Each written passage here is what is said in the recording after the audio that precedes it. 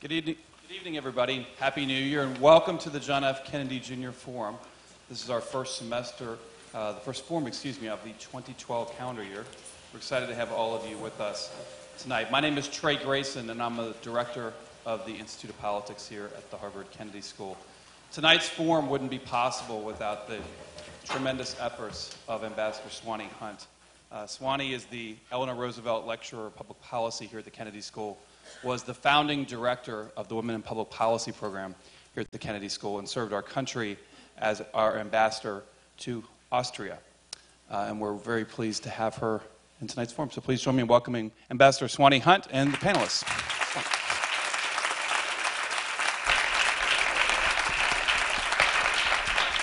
Well, it's a pleasure to be here. I think this is the 14th time we've been able to bring extraordinary women from all around the world who are working in conflict zones. And we wouldn't be here without this crowd, and you are the resultant part of the work of the Institute of Politics, but also the Carr Center for Human Rights, the Women in Public Policy program, the Center for Public Leadership. So I want to say a particular thank you to each of those groups for being part of, being co-sponsors here. You enjoyed, I hope, the title, Why Women Won the Nobel Peace Prize. And I had the enormous privilege of being in the entourage of President Johnson Sirleaf, who, as you know, was one of the 3 winners, and she is a graduate of the Kennedy School. She was there with Leigh McBoy, also from Liberia. As you know, Ellen Johnson Sirleaf is Liberian.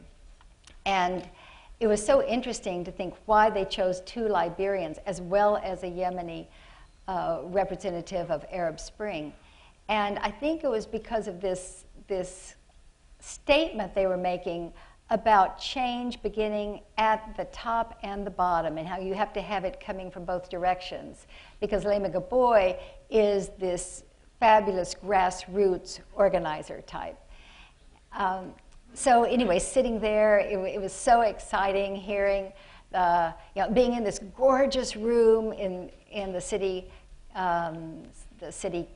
what'd you say? In Oslo, yes, City Hall. Thank you, thank you. I'm 61 years old, and if you think that's bad, wait till you ask me the name of someone, like my children. So anyway, so here are the words that we heard coming from the Nobel Committee. They talked about that they were giving these women this prize for their particular work, but also for their nonviolent struggle, and then they said to ensure women's rights to full participation in peace-building work. Now that is a very important policy statement, because what you're doing then, you're talking about changing the whole security paradigm. Right now, security in most people's minds means bombs and bullets. And the question becomes, if in fact you have a large participation of women throughout the whole peace process. Peace process doesn't mean simply negotiations. It also means street protests. It means all kinds of social media now to try to prevent a war or bring down a dictator. It means after a war having the transitional justice, the tribunal, or the Truth and Reconciliation Commission, or having simply an honest government instead of a corrupt government, which can often lead right back into war again. So how do you get women to be fully involved in all of that?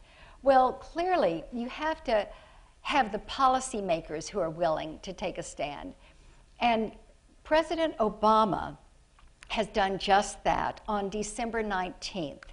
He signed an executive order which launches a U.S. National Action Plan on Women, Peace, and Security.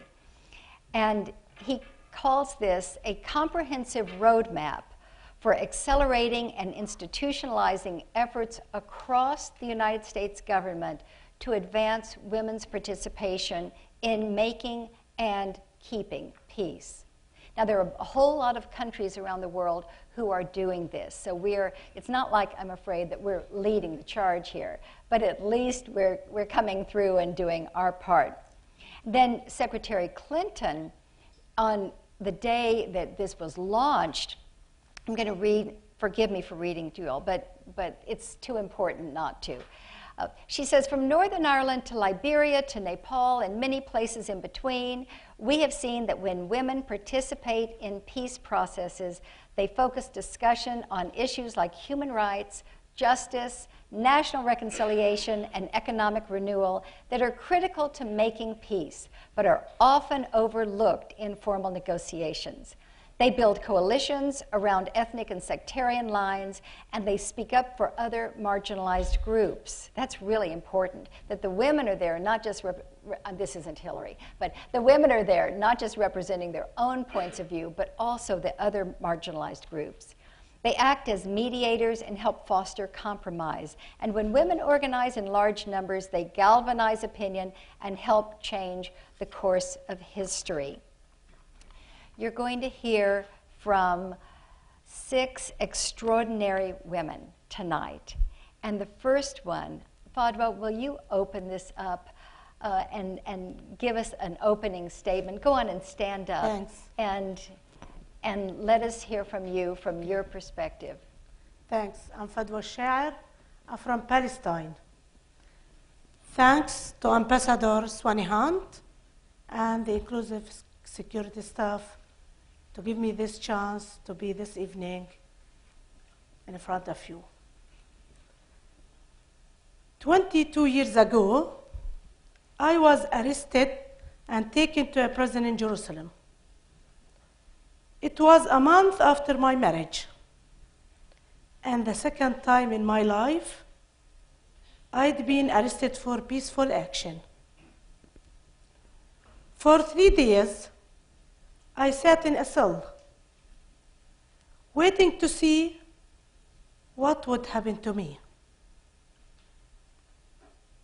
When my back began to hurt, soldiers took me in handcuffs to a hospital. The Israeli doctor there didn't hesitate. He told the soldiers to remove the cuffs in the hospital. I was no more or less than a patient he needed to heal. When the doctor examined me, he found that I was pregnant. Thanks to him, he asked them to release me immediately. And it was done next day. The doctor is the kind of person I have met often in the conflict. Israelis and Palestinians connecting the kind of person I have met often in the conflict. Israelis and Palestinians connecting with one another as human beings, living next to one another in peace, 2 peoples, 2 states. Of course, in conflict, not every encounter is easy. But I remember the day I finally knew, without no doubts, that the only way forward was through peaceful dialogue with one another, bridging the divide both as individuals and through the political process. It was in May 2003,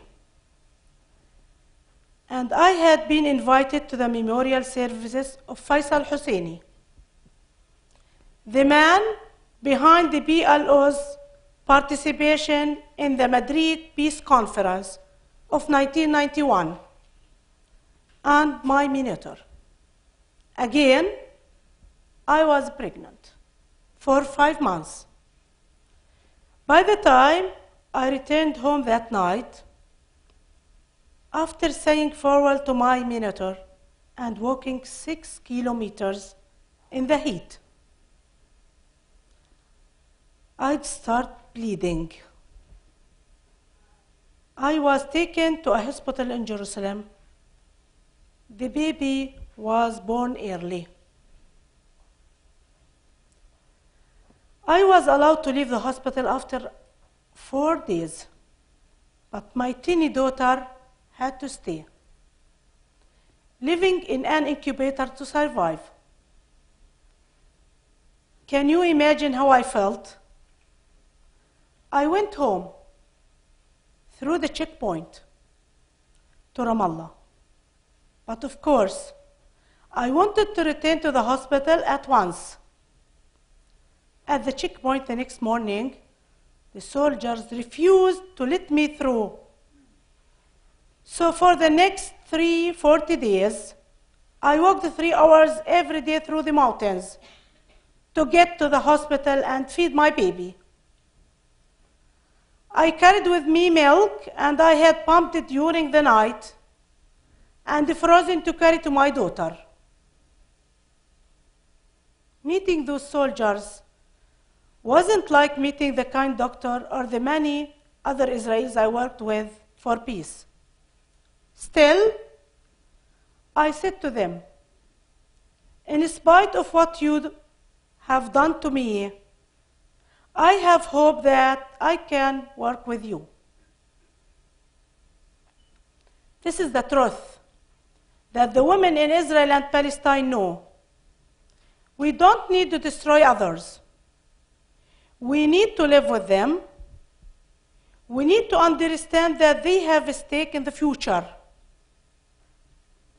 that we must speak to one another face to face, and that ultimately we must trust one another. With women, I know can happen. It already has. We have been working together for peace since the first days that I left college.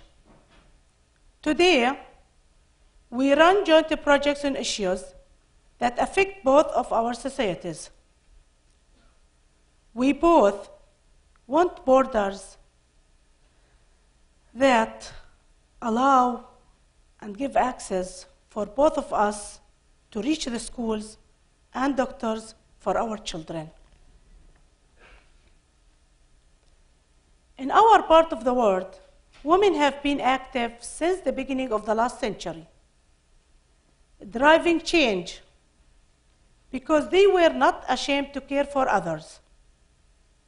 And they were not afraid of giving without taking in return. In Arabic, we have a saying, women are like the devil, very strong. When they say they will do something, they will do it, in spite of all the obstacles. If you think this is important in daily life,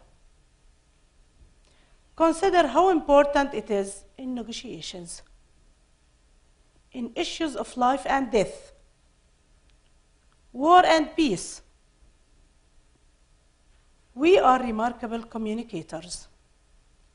We listen to people, consult, sympathize, understand different points of view. That's why we can build relationships. When I see a boy walking to school, I pick him up in my car and give him a lift. It doesn't matter to me whose child this is. He's part of a community, and I care about him. Only with this mentality can negotiations be accepted by the people whose futures they will affect.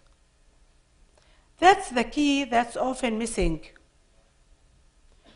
Women make a difference, not just at the negotiating table, but also afterward, when they bring the agreements back home. With women's leadership, people in the communities can understand and accept the peace accords. And that's how you create peace that will last. But we can't do it alone. Our work to create peace must be tied to the highest levels. Negotiators and those creating policy must open their eyes and ears. They must value peace enough to include those who can be most effective in creating it.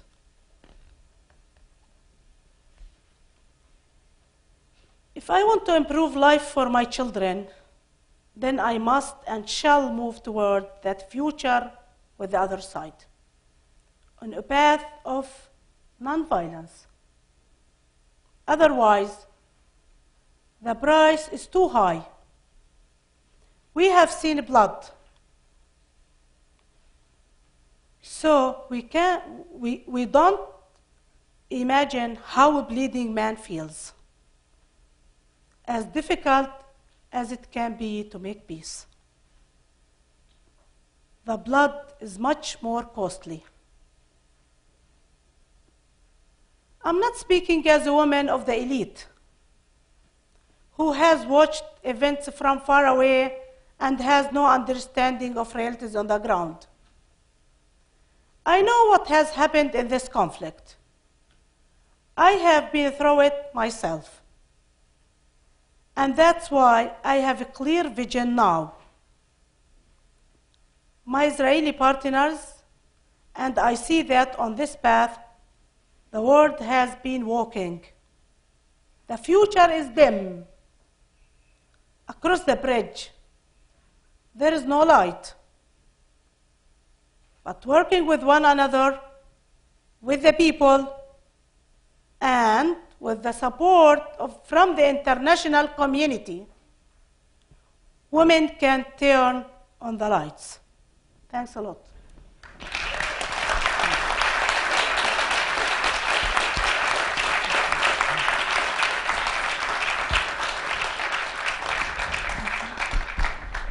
Now, I know each of you has bios, and I'm not going to read these bios to you, but obviously that was Fadwa Sher, and she is a spectacular spokeswoman for the Palestinian groups who want so much and so committedly to work with Israelis. And I will tell you that that group has gotten smaller and smaller as this conflict has gone on, and I have enormous appreciation to you, Fadwa, for coming and being part of this gathering.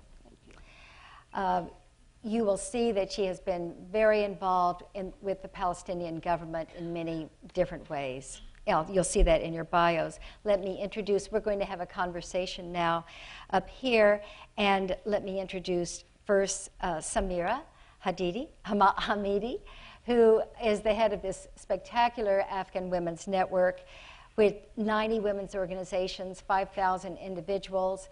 And Ms. Hamidi is very well known across Afghanistan, but now internationally, because she has been in the major organizations as the various jirgas, the various conferences where the future of Afghanistan is being planned, is being created.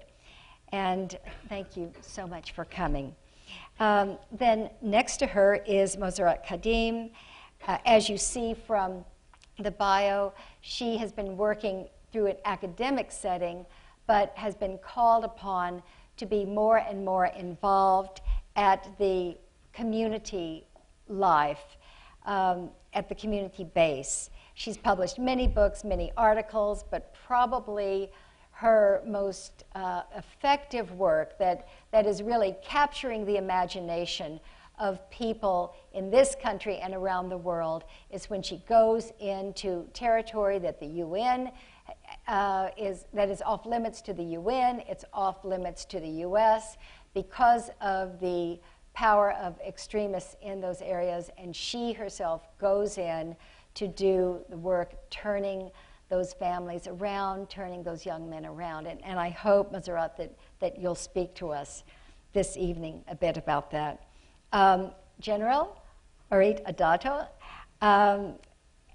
is the, are you the only three-star general that Israel has had, or is there, till now, up till now? That's right, blazing the trail, spent 24 years in the Israeli Defense Forces, and then became, very interestingly, the commissioner of the Israeli Prison Service. So you can imagine what a very dicey role that is. She has been the first international vice president of the International Correction and Prisons Associations, which has professionals, 600 professionals from 75 nations. So she has a whole international profile herself. Thank you for being with us. And Zainab El-Sawi from Sudan. What a beautiful countenance and what a beautiful story you have to tell us in terms of your work in Sudan. She is a researcher and former lecturer at Afad University. Some of you know of Afad, which is an all-women's university. Very, very powerful in terms of preparing women all across the country. And she is the coordinator of the Sudanese Women's Empowerment for Peace. You all, it is hard, hard, hard doing this work right now in Sudan. I have been there. I know that when I was involved with groups consulting women leaders, that we had to meet like in a back room of a pizza parlor. You know, this isn't the kind of place where you get a room in a hotel for a conference. And I have enormous respect for you for the, what shall I say, the risk that you undertake to do your work. Rebecca, were you here in '99? Right here, right, when we first launched this. And this is Rebecca Joshua Okwachi. She is now the Deputy Minister for Education in what she will remind you several times is the newest country on earth, right, from South Sudan.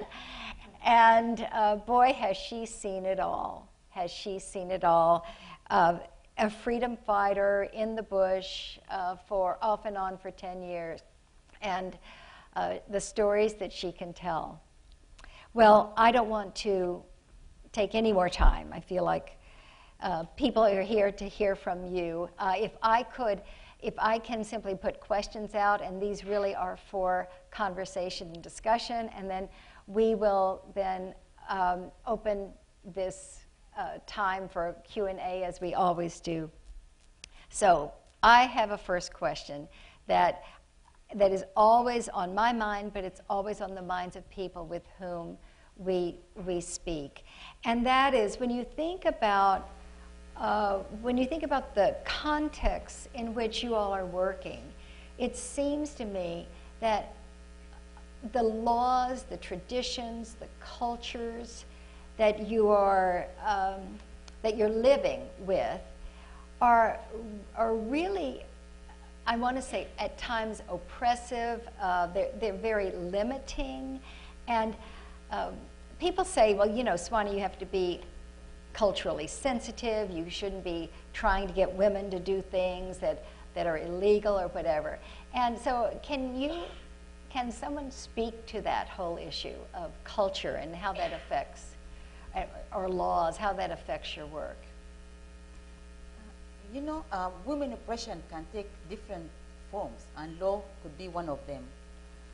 In a situation like Sudan, for example, as you all know, that Sharia is the main source of laws, the main reference. We have a law called 152, Article 152, under the criminal law of the law of 1991. This article says that whoever wear an indecent clothes in a public place will be punished with whipping 40 lashes. And so many women suffer from that every day, because it's actually, it doesn't define what is an indecent clothes. What is it? it's absolutely up to the police or the security person to judge based on his background on what women shall wear. So this put so many women at risk every day. And I will tell a story here about a journalist called Lubna. That happened 2 years ago. She was arrested under this article, 152, and they took her to court.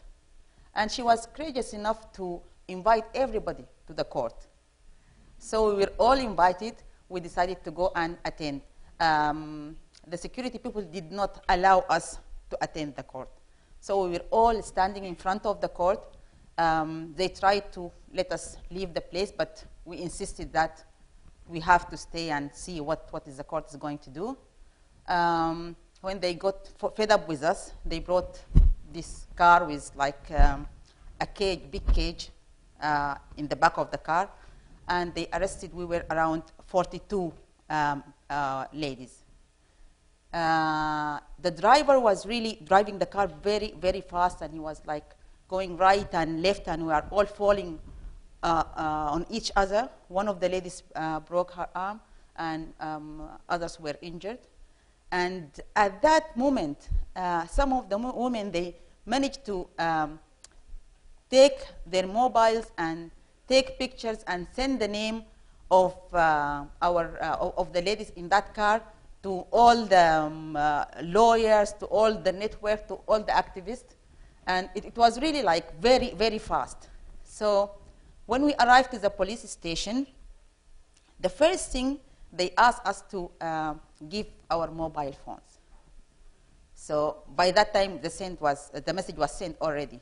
But I was like, really, okay, now we are not going to communicate with people outside.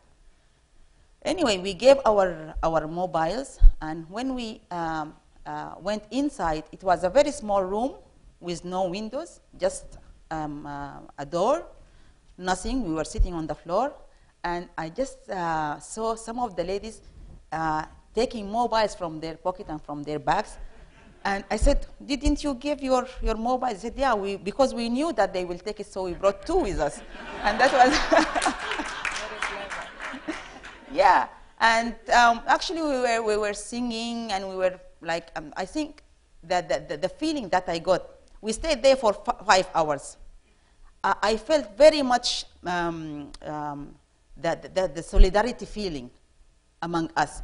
And actually we were very much provoking them, because they asked us several questions, like, you know, the normal question, your name and your address. And they asked us, what is your tribe? What is the tribe that you belong to? And without us agreeing, we all answered the same answer. We are Sudanese. So we are not going to tell you which tribe do we belong to. And I think they got fed up with us. They decided to let us go because of the trouble that we are causing inside. And we are singing a lot of songs against the regime, and they didn't like that. And they asked us to write an agreement saying that we are not going to do that again. And we said, no, actually, if we will write that we will definitely going to do that again. So we stayed for, it was Ramadan, it was really difficult because people were fasting. And it was the most interesting 5 hours that I spent. That's really interesting. That's really interesting. Yeah, please. Yeah. Yeah, there were 2, actually, were also arrested, and I must say they were really like, they hit them badly. And they were saying, what do you have to do with women? This is a women issue. Why are you coming with them? Why are you standing with them? So as if it's something that is... Yeah, but thank you for saying that, because it sounds like there's a... like all women are this way and all men are that way, you know, when you hear these statements. And obviously, there are many, many, many, many men who are more, what shall I say, who are more peace-loving, if you will, to be simplistic, than many, many women are, right? And So there are all these differences. We're really talking, though, women as a large group and men as a large group. There are some differences for whatever reasons. You know, nobody knows to what extent it's nature or nurture or whatever. But there are some differences in how people act. But thank you for raising that. But I have to ask, General, I mean, this must be so interesting to you to be hearing how, you know, they had the extra phone, and here you are, the commissioner of There is an idea prisons. here, you know, making your correction officer fed up of you, and then you can be released. So it's a new treatment to reduce number of inmates all around the world. Guys, think about it. It might be a solution. I've been hearing what you have said, and I've been thinking about women and men and differences, but I have two basic assumptions to share with you before I'll get into the point. First of all, as you can see, we are sitting, all of us, with our tradition dressing. But I am wearing my traditional retirement general suit. The second assumption that I would like to share with you is, because we don't have enough time, so what I'm going to speak about, the differences between women and men, it's a kind of generalization of the issue. You cannot get into details, you cannot base now on researches, so take it in a proportion. And I would say that there are differences. From my personal experience, I've been the commissioner of the Israeli prison service by the year 2000 up to the end of 2003, which, if you know, it was the time of the second Intifada. And all of a sudden, within less than 3 years, the number of what we call security inmates has been risen from less than 700 to almost 4,000. So there was a need to find some human resources and to deal with such a huge number of new inmates within a very short while. I leave it here as is, and I'll get back to that point by the end of what I have to tell you, or I want to tell you.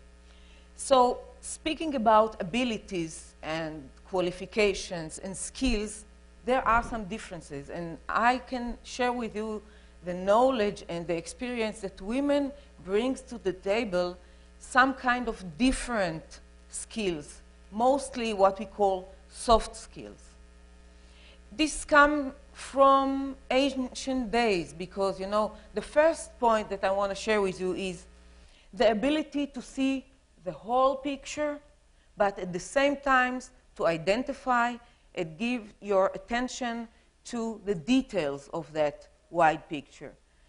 It came from the very beginning because women gave birth, raised the children, has to plant, has to harvest or to pick up the, has to cook, had to do their laundry, bring water from the river and whatever, everything simultaneously.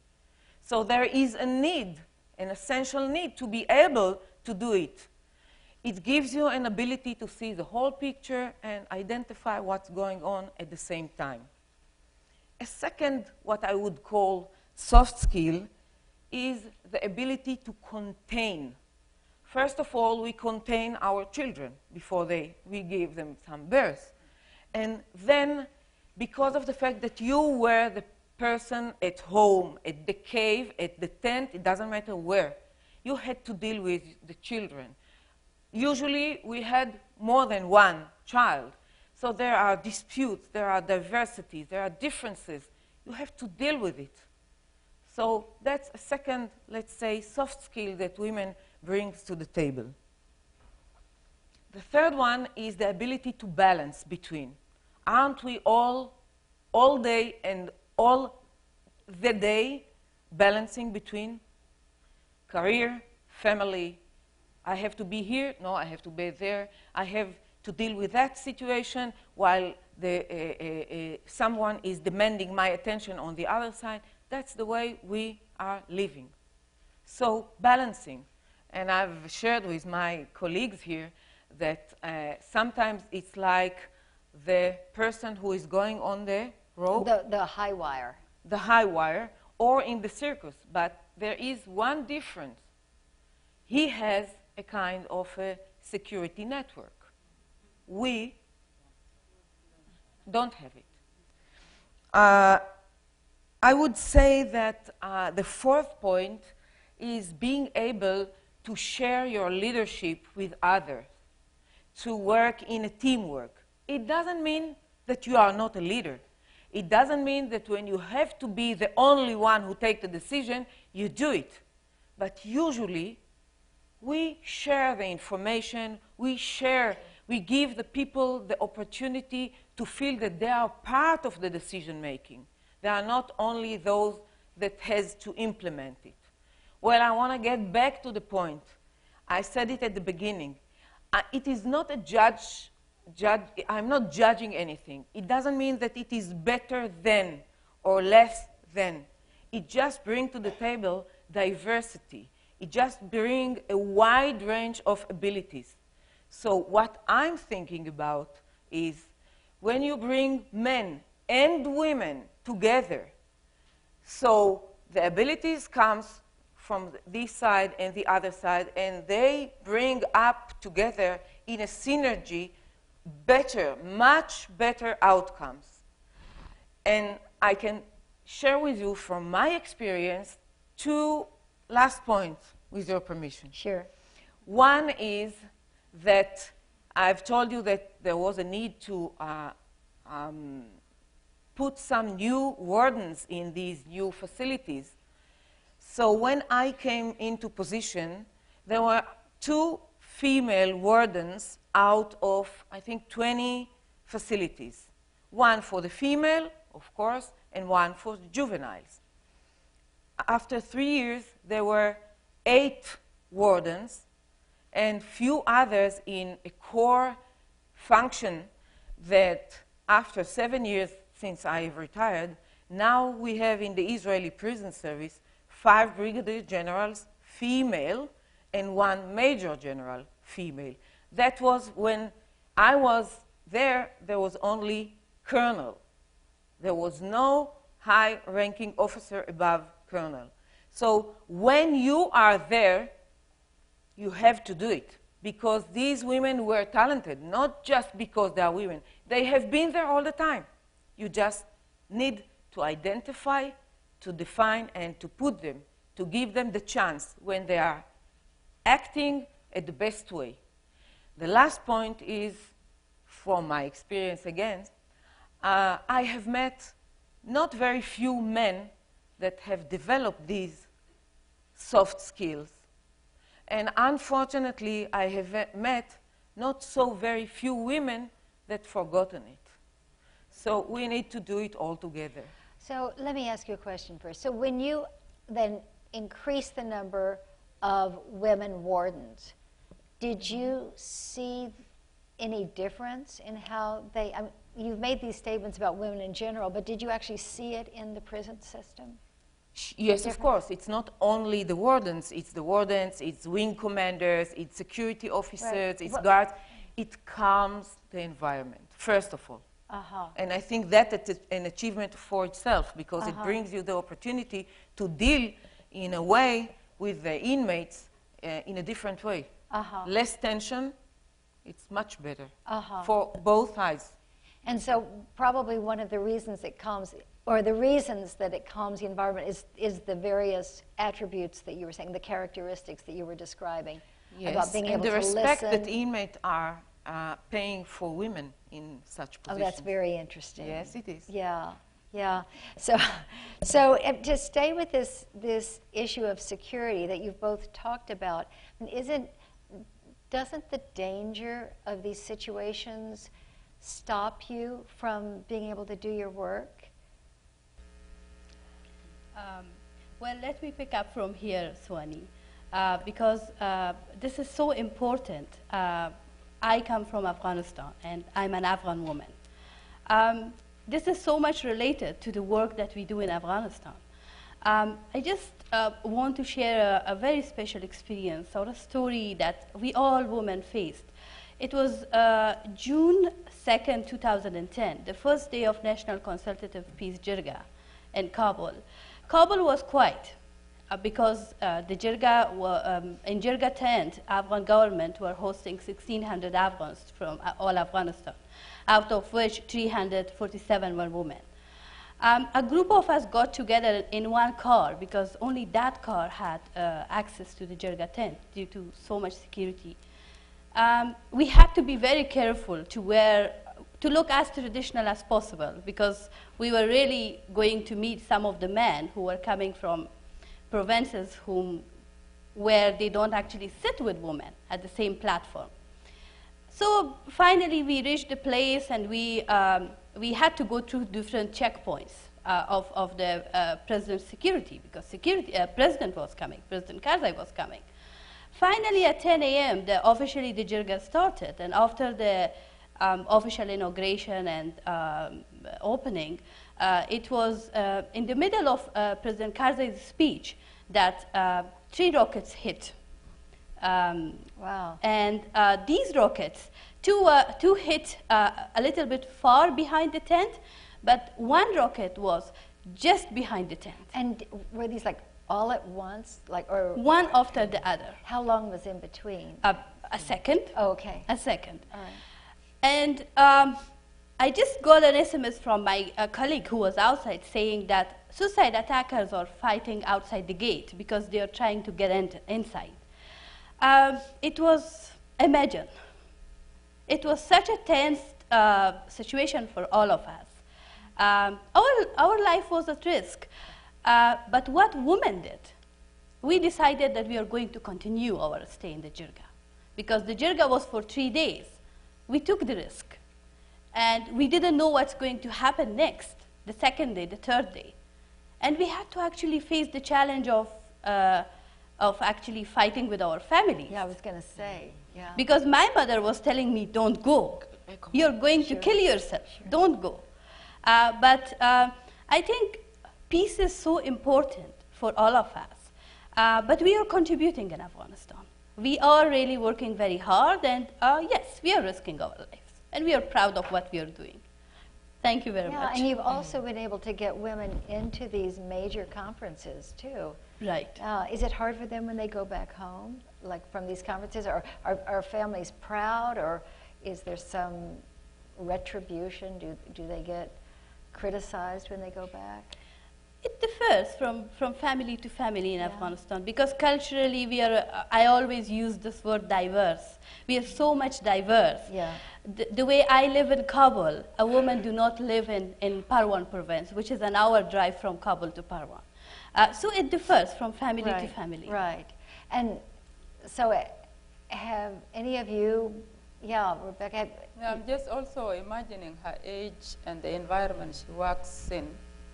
And being so confident and ready to face the danger, I'm just looking at that, and it comes from her first, so forceful and very strong.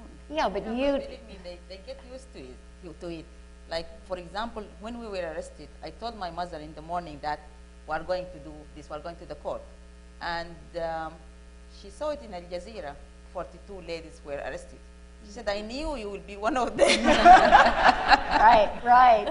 Well, Rebecca, you were a freedom fighter, so, right? Yeah, yes, I was. It was not easy. So, tell us about that. I don't know if the audience think I look like a freedom fighter. Do I look like a general? You do. Yeah, that's right. Do you look like a general, right? Yes, I think it's good to flash back, but I would love to make it a comparison. Let it be the wall of comparison, just moving from war to peace and looking at dangers and security and protection. You are aware, of course, from your reading that the war broke out in South Sudan, the civil war in 1983. And I got married in 1986. And I'm sure if I ask a married couple here, you will talk about your honeymoon in Paris and in, any of these parts of the world. But Rebecca's story is to have her honeymoon in the bush. And you don't have to pay mortgage. I don't have to. So it was not easy. It was not easy, you know. The life of bush is not an easy one. It's not the nearby bush that you will talk about. It's real forest, you know, when there are animals, and you have to look for a place where you can be secure also to be able to carry on with your work. So here it is in the bush, you know. It's real bush, it's real forest, it's difficult. You know, you have nowhere to sleep, but to find yourself a place to sleep. Oh, wait, where did you sleep then? You know, you have to use your mind. And it's good when you're out of a town or a city, you can even use your brain better. You can use twigs of trees. You know, sometimes we cut these trees and then you can make what you would imagine to be a bed. And if you really yearn for a mattress, you can get some grass around and stuff it and make a very good bed. It's your choice. What do you like? What makes you comfortable, providing that it will be pinching you throughout the night if you have to sleep.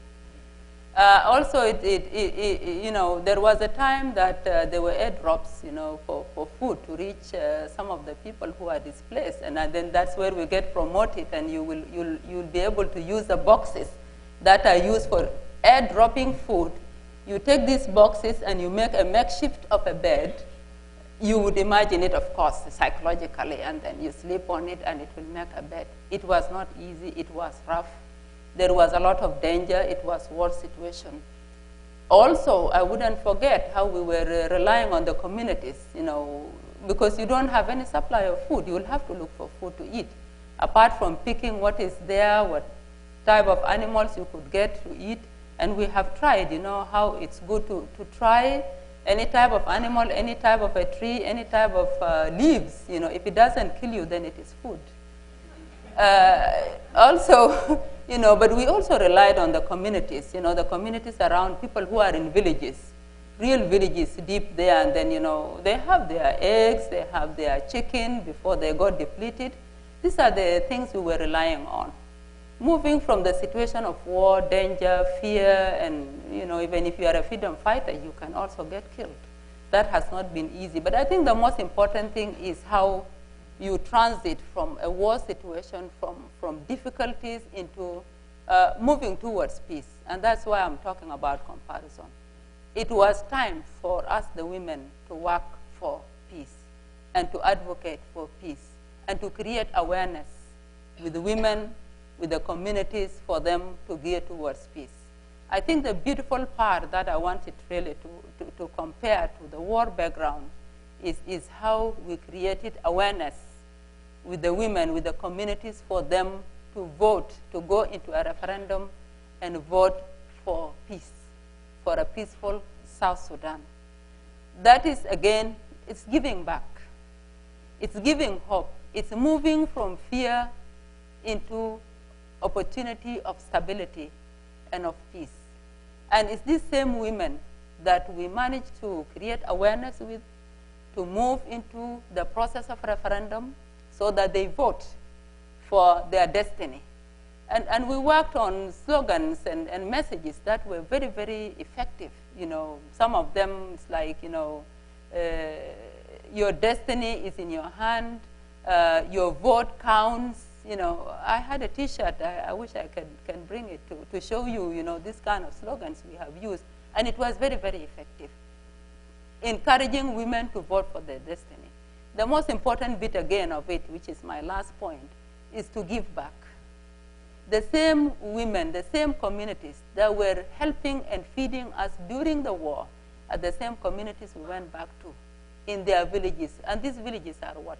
These are huts, which are mud-made, plastered with mud, grass thatch, and, you know, a difficult situation. But the most important bit in the advent of peace and security. So, you know, what we say is that the same eggs we were eating from them those days, it's time now for us to give them peace. The chicken we were eating from them, it was time to give them stability. The same goats we were eating from them, it was time to give them independence, give them recognition, and give them that hope that they wanted to see. Wow. I'm happy to share this with you. Wow. Wow, that's fabulous. That's fabulous.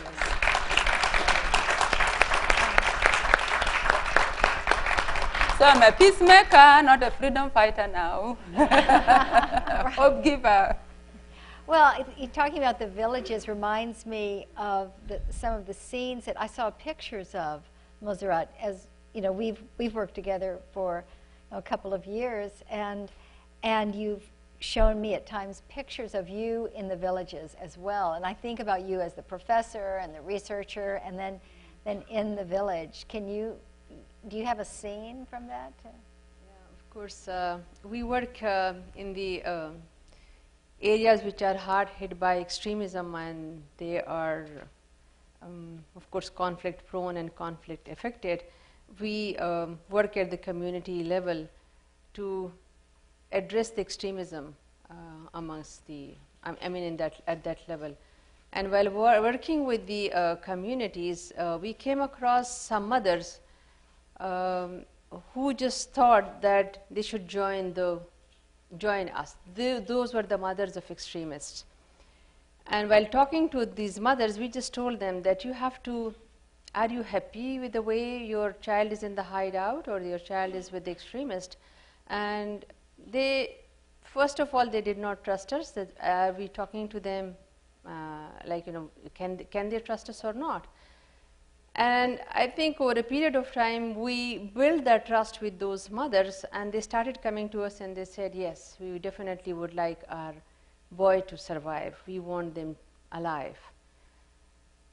And in this process, one of the mothers, who I think was courageous enough to take the initiative of calling me and saying that my son has come back from the hideouts, but I don't know when he will leave the house. Can you make it now? It was 9 o'clock at night. I live in Islamabad, and the mother was calling me from Swat, which is 4 hours drive from Islamabad. And I said, it's very dangerous right now, because at that time the military operation was like, it just was over. And I said, definitely, I'll be there with you and will be having my breakfast with you around 8:30 in the morning. And she had to keep her son till 8:30. This is very difficult. So when I reached there, I entered her house. I sat with the 4 sisters, the boy and the mother, on the floor of the kitchen. It was like a muddy house, and I sat with them on the floor. A cup of tea along with the bread was in front of us, and I was just talking to this boy. The boy was shocked because the mother did not tell her that there will be this modern lady coming from Islamabad. But whenever we go to the villages, and especially when I am facing I'm meeting these boys for the first time, we hide our face like this. And this is actually, we feel that we are secure. So I was in this situation, I just sat with him on the floor and started talking to him. He was very shy. But one thing that I could notice in his eyes was very strange. There was so much sadness. And the eyes was very blank, but you could just see through them that there was something in him that was very disturbing. And then I started discussing with him, why did you join these people? Are you happy? And he was just looking at me like this, initially very blank. And then he said, why are you asking me this question?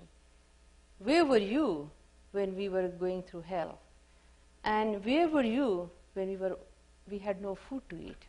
And the food that I can offer you now, I could not even provide this to my family. So I said, oh, you got the money for this? And he said, of course, we get the money for it. But that's not the only reasons that these boys joined these forces. The story is very long, but definitely I convinced the boy, and I just discussed it with the mother. And I feel unless and until the mothers are not supportive, the boys, and of course the boys, especially those who are with the extremists, would dare not come to a woman like me. So the mother had a trust in me. She transmitted that trust, of course. We tried to transmit that trust through the mother to the boy. And the boy, he said that he agreed that he definitely want to go back to the normal life. This was the beginning of the de-radicalization process that we wanted to initiate in those areas. That was the first boy. We tried to help him. We tried to bring him out from that situation, try to transform his attitude towards life, as well as the way they were being convinced and the way Quranic verses and Islamic teaching have been misinterpreted to transform them into jihadis, into suicidal attackers. Because nowhere in the Quran it says that suicide is, you can go for suicidal attack. It's forbidden in Islam. Similarly, jihad can actually take place in certain situations. But when you ask these boys, what is meant by jihad? And they said, killing of the infidel. And who is the infidel? Pakistan security forces are the infidels. But why?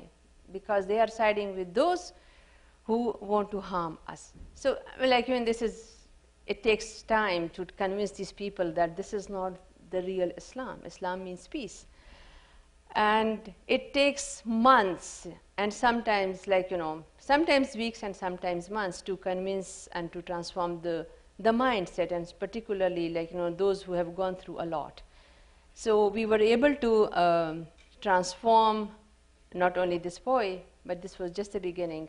And of course, we are now have placed them very well in the society. The most difficult and challenging part for us even today is the acceptance of the community, the reintegration of these boys back in their own communities. And we had to build a better, I would say, trust with the community so that they accept them. But thanks God, so far we have been able to take back 79 boys back to their communities, have placed them well, and they are working in different, I would say, places, earning a decent livelihood for themselves, and are very productive citizens, have become very productive citizens. It's a powerful, yes, please. It's amazing because it gives hope that there is a possibility to make that process reversible. Yeah. It is inspiring because, from the other side, you always deal with the radicalization and extremism and how to cope. Maybe part of coping is preventing and doing things like you have done and others. This is really acting like an angel, because it gives us hope that there is ways to change things, not only by force, which is very important for me. Thank you. You have to persuade, and I think prevention is better than cure. So I think before everything, I think we need to prevent it from happening again. Well, I know that there are huge efforts among the women that are here, because you represent only half the women who are here for this week-long meeting that we have, and several are working on the schools and peace education, etc.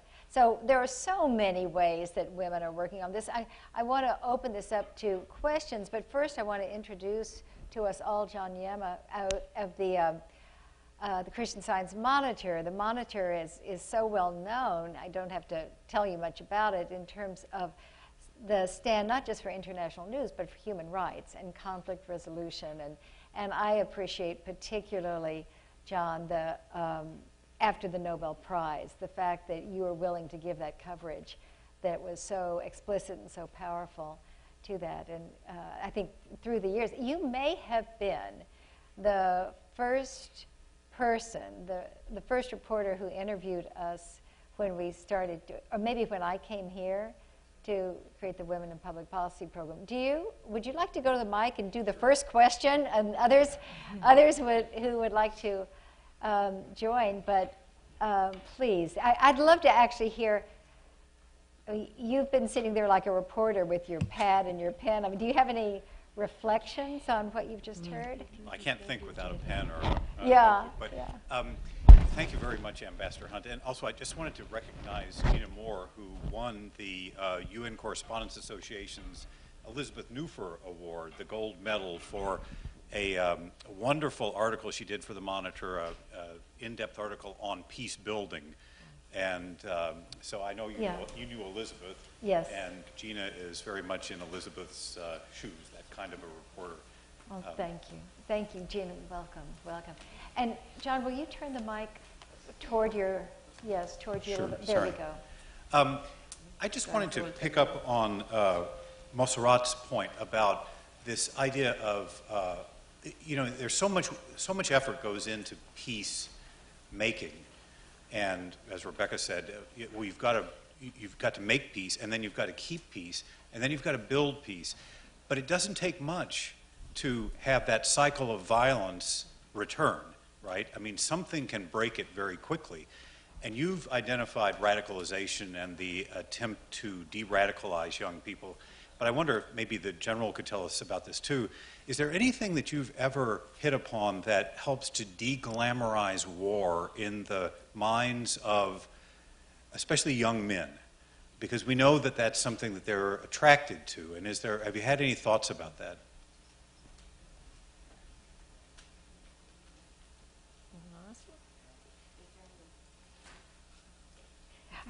Let's just open that up to anybody, anyone who would like to address that. Right. No, I need some clarification for what you have been asking. Well, it just seems to me that, the whole idea of peace building is a rather, it's complex, it's slow. You've described a kind of a knitting together of societies. But there is an attraction, it does seem, especially among young men, to violence and war. And so it doesn't take much attraction to simply ruin all of the work that is being done very slowly to build peace. And I just wonder if perhaps the general could address this, because in watching people come through a penal system, for instance, is there anything that happens in which you can see their thought changing so that they actually begin to support the idea of building society rather than taking up a gun and doing the glamorous or the romantic thing in their minds? Well, I think it begins and ends in education. That's the point.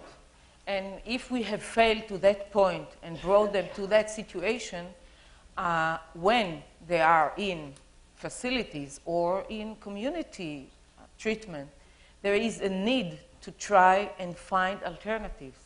Even, in prison, in the juvenile prisons, prison, only one in Israel, you give them alternatives like even playing soccer or doing a lot of activities that will enable them first to be able to take all their aggression and frustration, and then to give them some new skills and abilities.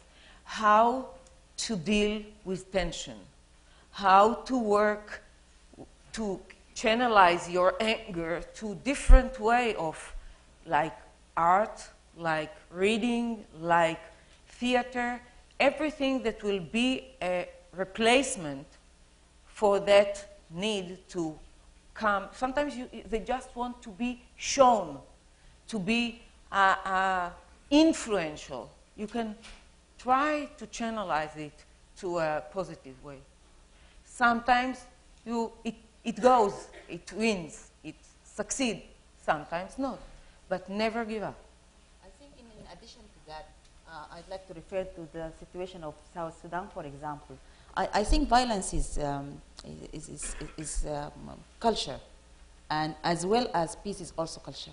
So, for example, South Sudan, you are very much concerned about the peace culture in terms of including it in the curriculum for students. Education, So, again. Yes, Education. exactly. Maybe I continue from there.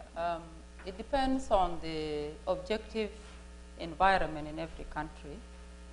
There are countries where people suffer from injustices, and therefore they will tell you, have been asking, like in South Sudan. We wanted our independence, and it was not there, and we were subjected to oppressive regimes and Sharia, Islamic laws, and all this. There was no way for people to pick up arms and to say, okay, if it doesn't work with the dialogue, we are going to tell you we are also strong. And that's why I'm saying it was with a cause, but again, violence usually is not good. That's why we hurry to say, tell them you have oppressed me too much, but I'm not for war. I want to move into peacetime. But again, when it comes to the youngsters, I think that's where your question is. You mean people need democracies, if I could use that word in the general term. You need to be given your space. You need your rights. If you are robbed of them, then you open a space for people to say, okay, I have an opportunity now to go and fight. She mentioned the issue of peace education. If I go back a little bit, if you allow me, Swani, on the culture in South Sudan, for example, I mean, we have our cultural way of peacemaking and peacekeeping. But because we were subjected to defending ourselves, then you find the youngsters going into the culture of violence or being angry of reacting. Now, what we are doing with the peace building is to ensure that they are educated more. The peace culture is there, and it is consolidated in such a way that their mind think of peace, of stability, of development, more than resorting to war. And it works for me a lot now in the Ministry of General Education that we want to include that in the curriculum, so that peace education is part of the curriculum, so that we move out of this thinking about joining those who want to rebel, but those who are working for peace. So it takes a lot, I agree with my colleagues. Peace education, keep on working on it, consolidating, building it, making it strong. Let them sing it. Let them think about it, and let them follow the nonviolent approach. We need that for the generation to come. Well, I'm just struck as you all pass this conversation down the row, and here we have a spectacular woman leader from Sudan and then from South Sudan, and you all were at war. I mean, your countries were at war for so many decades, so many deaths, and then came back to this peace agreement with the referendum 6 years later, and then a secession. I mean, the struggle between these two peoples, and here you are, I mean, you're like sisters, and I want to personally applaud you and say that the strength of your coalition is an example for the whole world.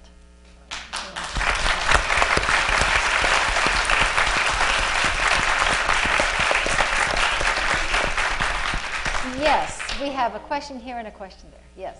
And please identify yourself. Sure. My name is Arya. I'm a student at the MPA second two-year program here at Harvard Kennedy School. I just wanted to thank everybody for sharing a glimpse of your amazing experiences. It's inspirational. My question is for Ms. Samira Hamidi from Afghanistan. You told us about the experience of being at the Loya Jirga and the rockets hitting. And I was wondering how, as an Afghan woman, I'm concerned about how the peace process is going to affect my fate and the fate of my daughter, if I'd have any in future. Because something that I'm seeing is that the peace process may involve a couple of compromises, one of which might be with regards to women's issues and women's rights in Afghanistan. And we hear again and again that, yes, the constitution would be followed, but with so much uncertainty with regards to the peace deal and how it's being taken care of, and the Afghan government is not even in the picture, and how you, as a woman who has been in the middle of all of this, with leading a network of women with 80 women organizations and 5,000 personnel, which I assume is across the country, what is your understanding and analysis of this peace deal, and how hopeful I should be as a woman? Thank you very much. Very interesting question. At the same time, very difficult, very technical, very challenging. Yes, thank you, Orit. I was looking for the word. Well, the peace process, yes, has started. And the peace process is something that has come based on the recommendation of we Afghans. We got together in the Jirga and we recommended that we want to go for a peace process. And then we sat on a lawyer Jirga, November 2011. Again, we said how the peace process should go. Yes, there is a change in the policy of our government. Every day something is happening. But I don't think Afghan women rights will be sacrificed. Our achievements will be sacrificed because we are not the women of 2001.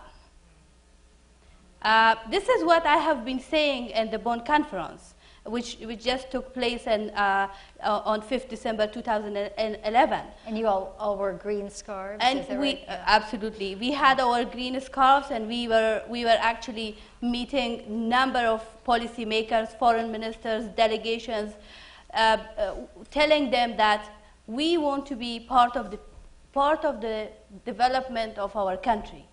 We want to see a real transition in Afghanistan where we Afghans take the lead. We will be making mistakes, for sure, but we will learn from our mistakes.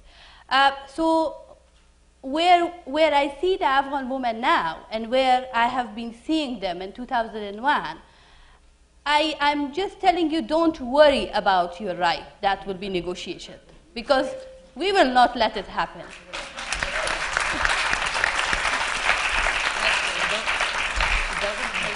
I have to add, we had 11 women leaders from Afghanistan who were brought here. Mikyachevich was very involved with pulling this all together, and Michelle Barsa, who is a Kennedy School grad.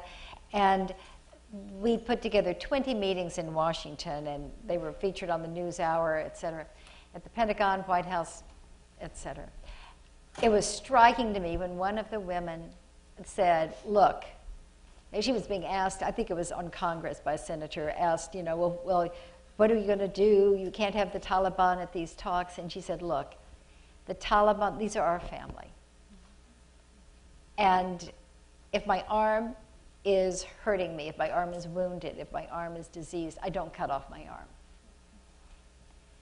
She said, put them at the table, put us at the table, and in 3 days, there will be a difference. Yeah, that is always And you know, that's something that we have a very hard time understanding and imagining. Please, sir. Thank you. My name is Sheikh Mohammed Bilal. I'm from Bangladesh, attending this mid-career program. As you said, that many things changed. One of the changes that happened to me after coming to this school, I started asking all kind of difficult questions. So I think I seek your advance indulgence if my question, if you find it a little bit awkward. The term, I think, the freedom fighter, I don't know last time when I heard it. The first time I think I heard it, when you use this term for the first time today, after a long many years. When we were growing in the 70s and our school time, this is the term all around. So all on a sudden we came to see that term hardly around us. So I would like to see from Ambassador Hunt why the evolution of this term freedom fighter, how it's transformed and what made it that made some freedom fighter that I used to know converted into revolutionary or mercenaries, and why is Madam Minister is a freedom fighter, why your colleague Taliban or Hamas in Palestine are not? Let me make sure I understand your question. I'll restate it very differently.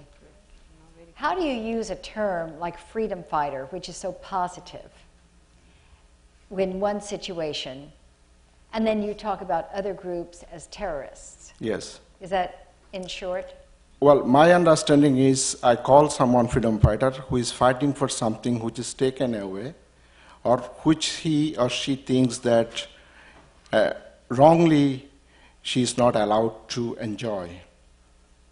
And by that definition, I tend to believe that most of the terrorists who are now being branded as, that they also have a cause that they are fighting for. Yes. But we don't call them freedom fighters.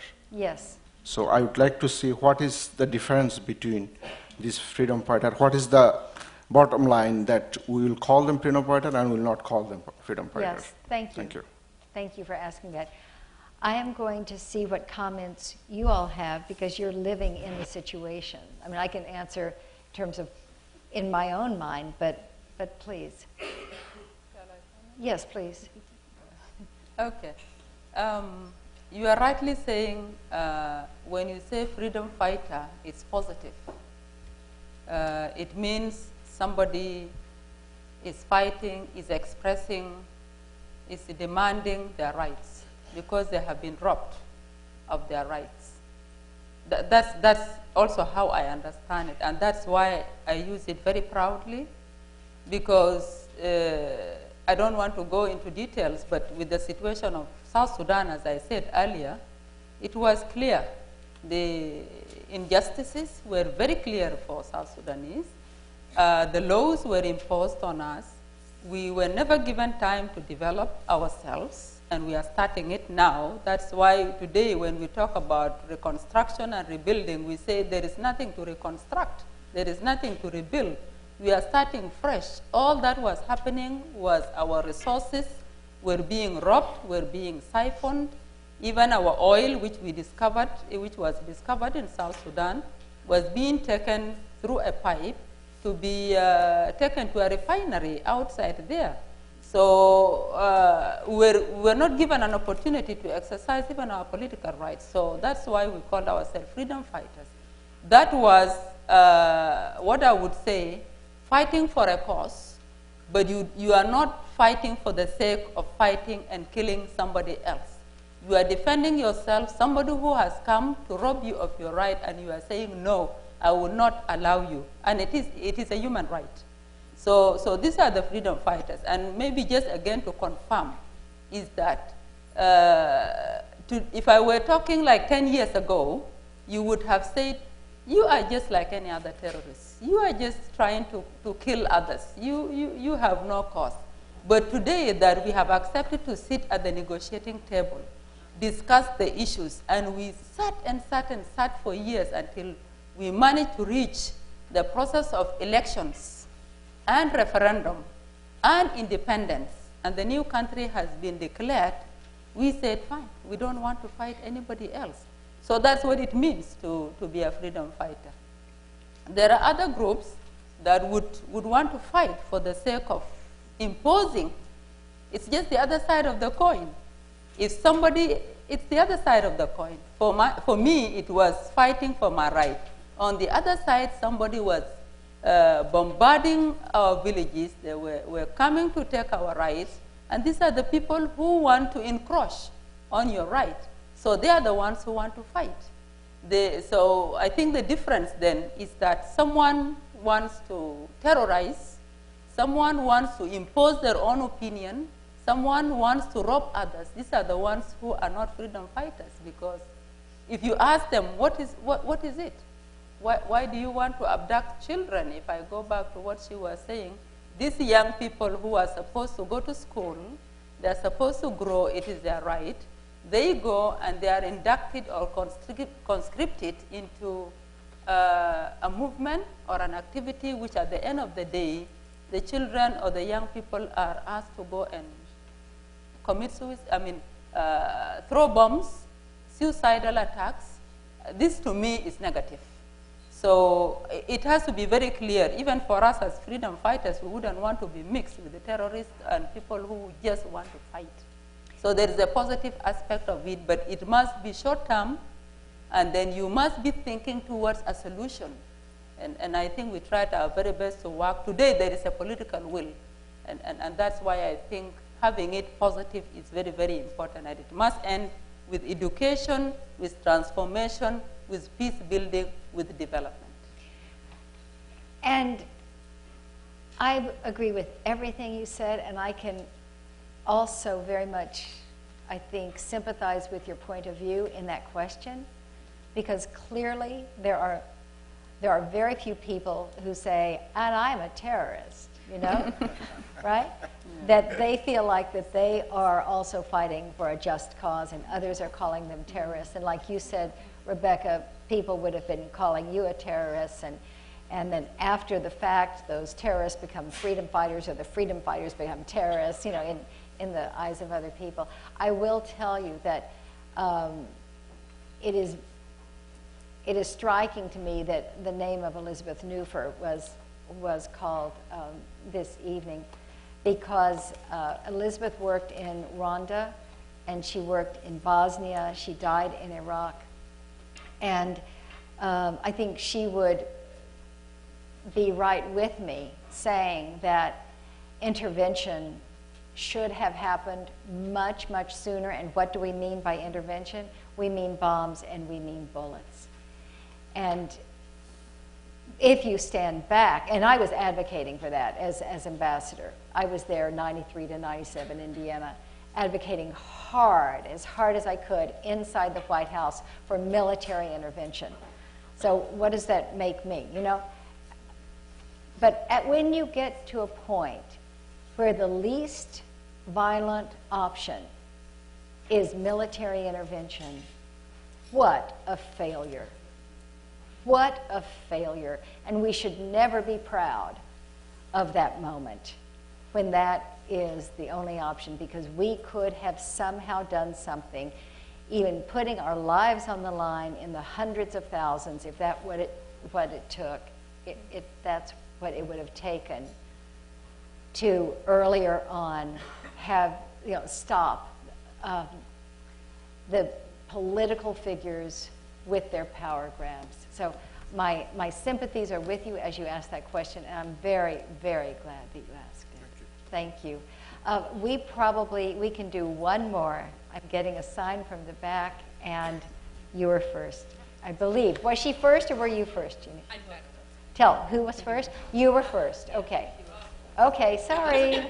Snooze, you lose, you know. Okay. I want to thank you all so much for sharing with us.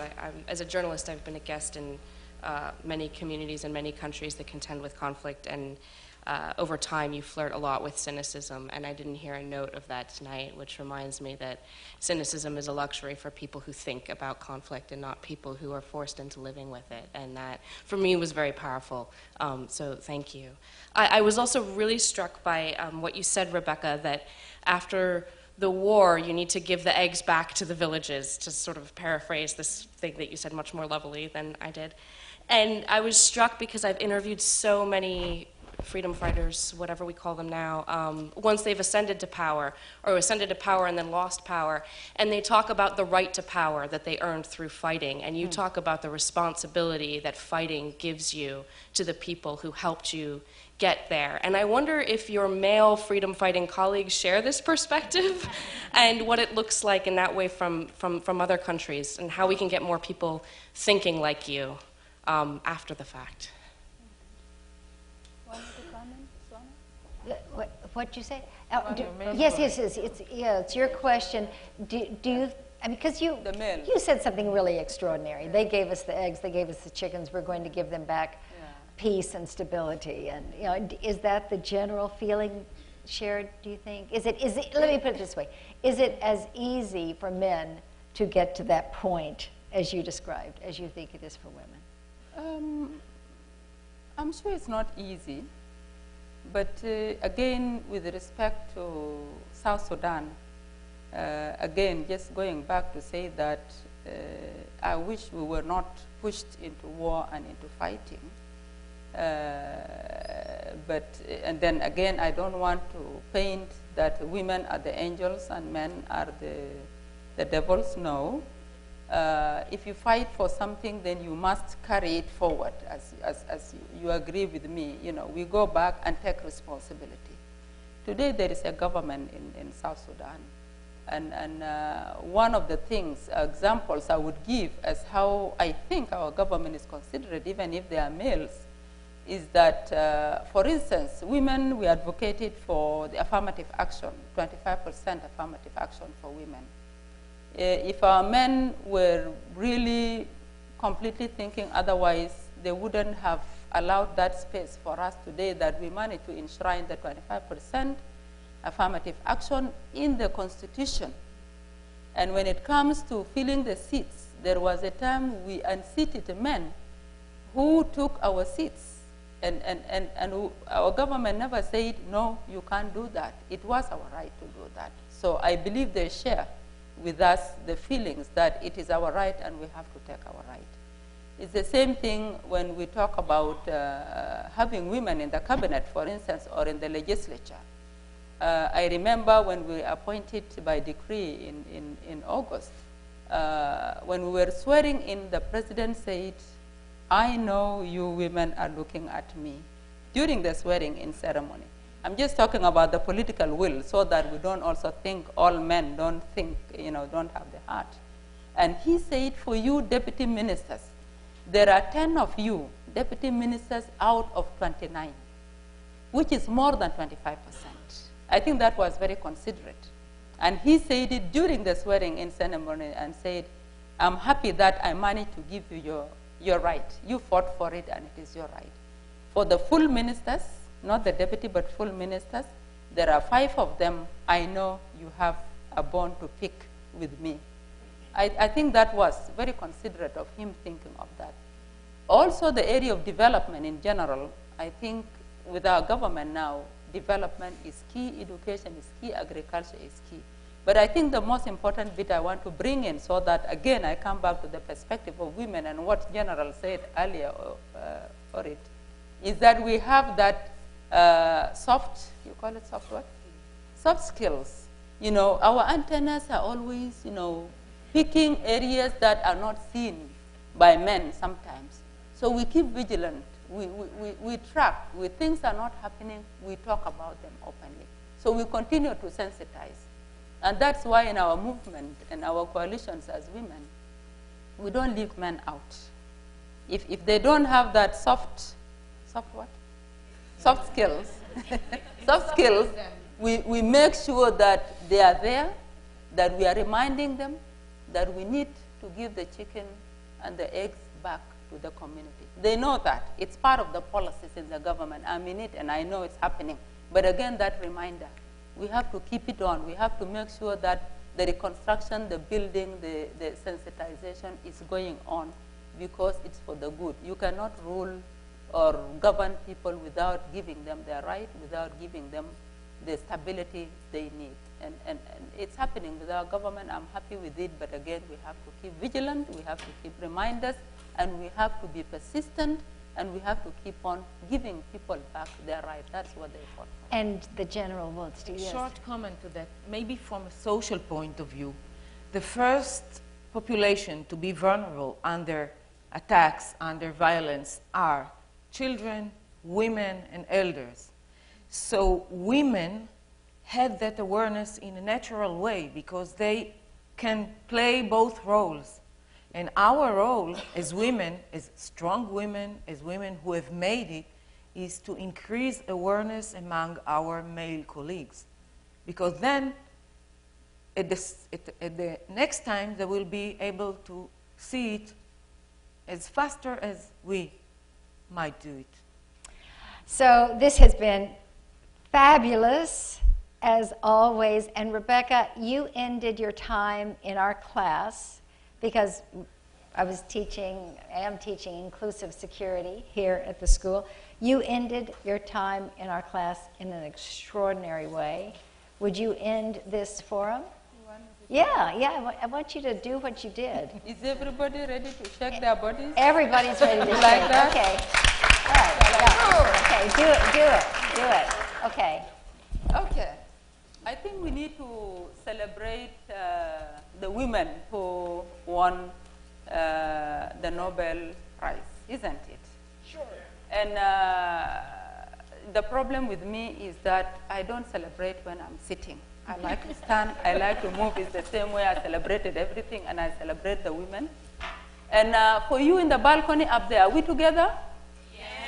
Yes. You have the energy? Yes. Remember, you are dealing with a freedom fighter.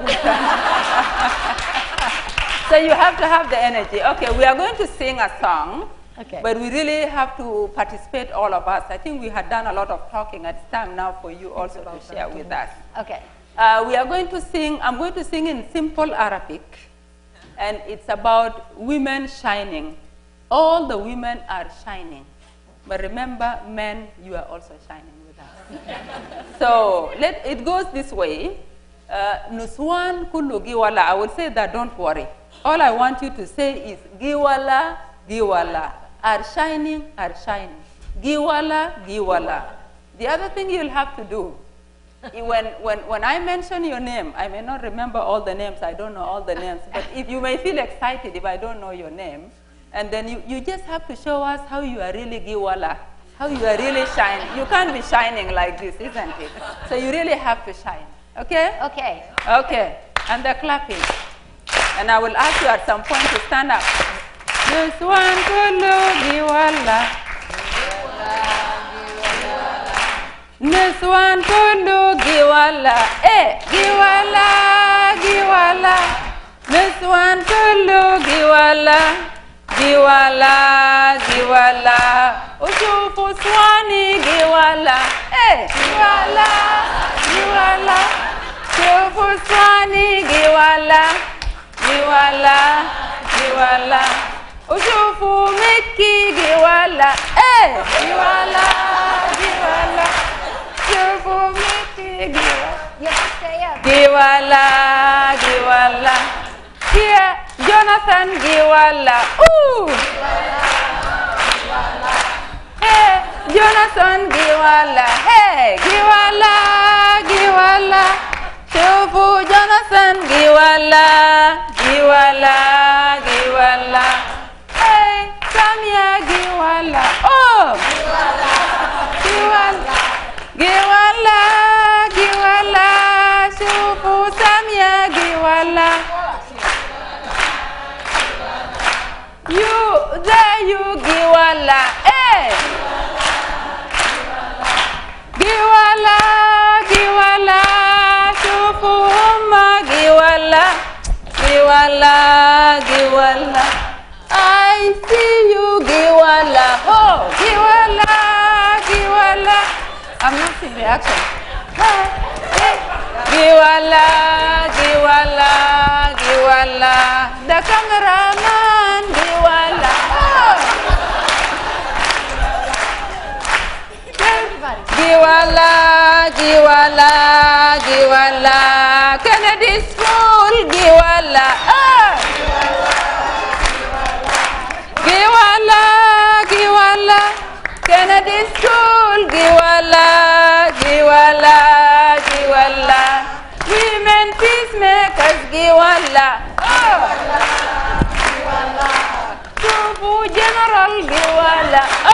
Giwala, giwala. Shufu General, giwala, giwala, giwala. Kim, you are giwala. Giwala, giwala. Shufu Swani, giwala. Giwala, giwala. Kullu giwala. Giwala, giwala. This one kullu giwala. Giwala, giwala.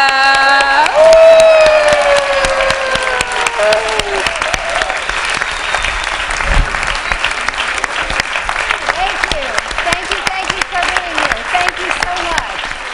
Thank you. Thank you. Thank you.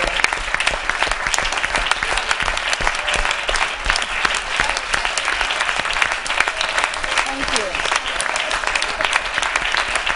Aren't they magnificent? Woo! Woo, woo, woo, woo, woo!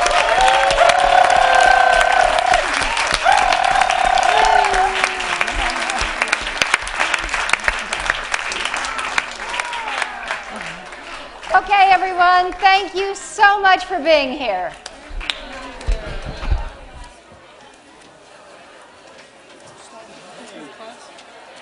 No, I just sat in on the. How's it going with you?